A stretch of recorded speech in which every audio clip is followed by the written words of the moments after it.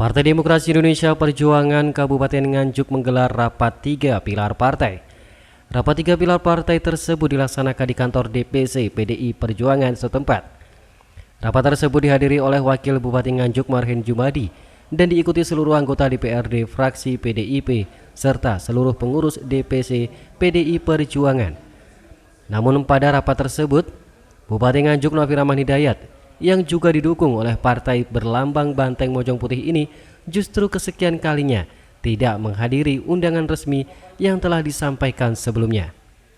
Ketua DPC PDI Perjuangan Kabupaten Nganjuk Tatit Heru Cahyono mengatakan, sudah kesekian kalinya Bupati Nganjuk mangkir dari undangan yang diberikan dan tidak ada kepastian sama sekali. Pihaknya kini juga telah melayangkan surat peringatan yang kedua kalinya kepada Bupati. Dan jika pada surat peringatan ketiga nantinya Bupati tetap abai, maka PDI Perjuangan dengan tegas akan menarik dukungan terhadap Bupati Nganjuk Novi Rahman Hidayat. Yang kedua ini kita juga memberikan undangan resmi kepada beliau dan beliau juga tidak ada kepastian apakah itu izin atau apa. Sehingga teman-teman tadi banyak pendapat dan akhirnya kita memberikan peringatan yang kedua untuk beliau. Sesuai dengan hasil rapat kita yang kemarin, kalau ada peringatan pertama, peringatan kedua, peringatan ketiga itu terakhir. Kalau peringatan ketiga tetap kita lakukan, maka kita sudah melakukan putus hubungan dengan saudara Bupati.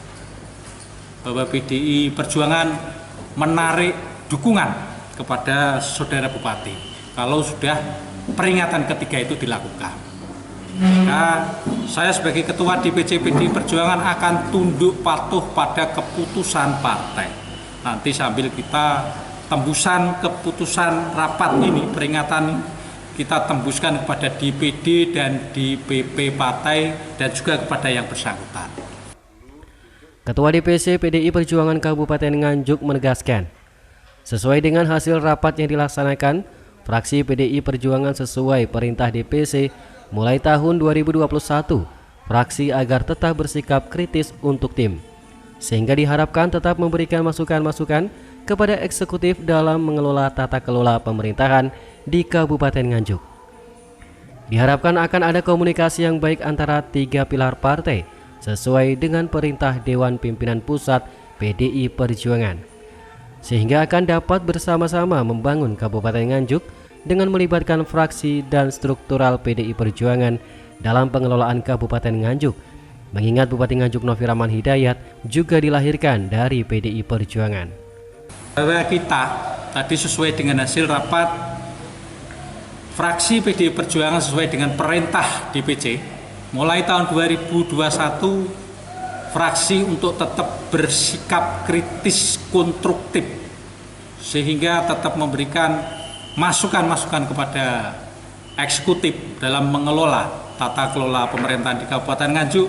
Kalau memang tidak benar, tolong dibetulkan. Ini kita tadi sudah memerintahkan fraksi untuk bersikap kritis. Terkait dengan berikutnya nanti kita mengikuti saja, karena nanti kita juga akan ada rapat-rapat lagi.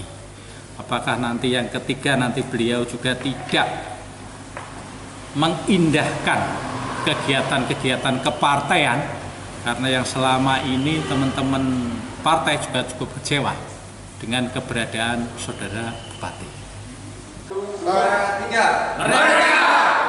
Dirgahayu PDI Perjuangan ke-48. Indonesia berkepribadian dalam kebudayaan. Merdeka! Dari Nganjuk, Jawa Timur, tim liputan SRTV.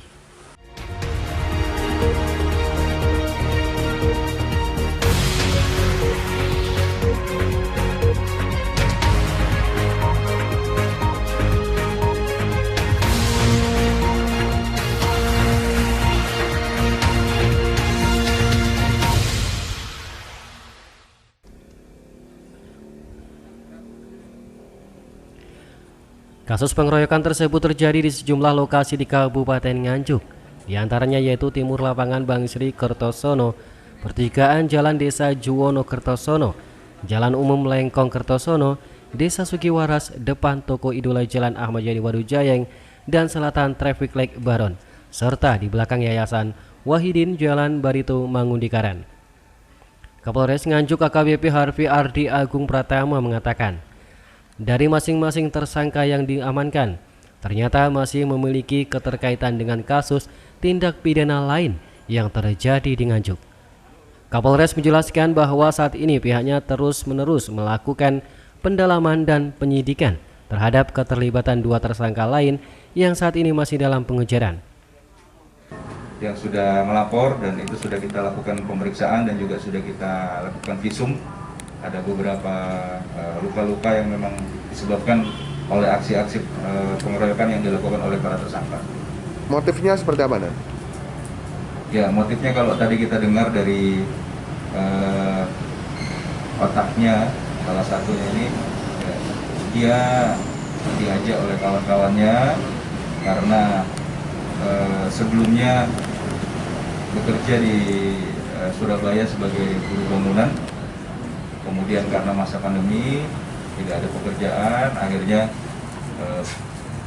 bergabung dengan kawan-kawannya di sini ya, untuk apa namanya gagah-gagahan, mau cari-cari musuh, kemudian bikin keresahan di masyarakat. Ya, jadi tidak ada unsur secara pribadi, namun hanya gagah-gagahan antar kelompoknya. Ini baru pertama kali atau sudah pernah melakukan itu kan? Yang mana? Aksi ini sudah berapa kali dilakukan? Ya, ini tadi saya sudah sampaikan dari 6 kasus ini keterkaitannya.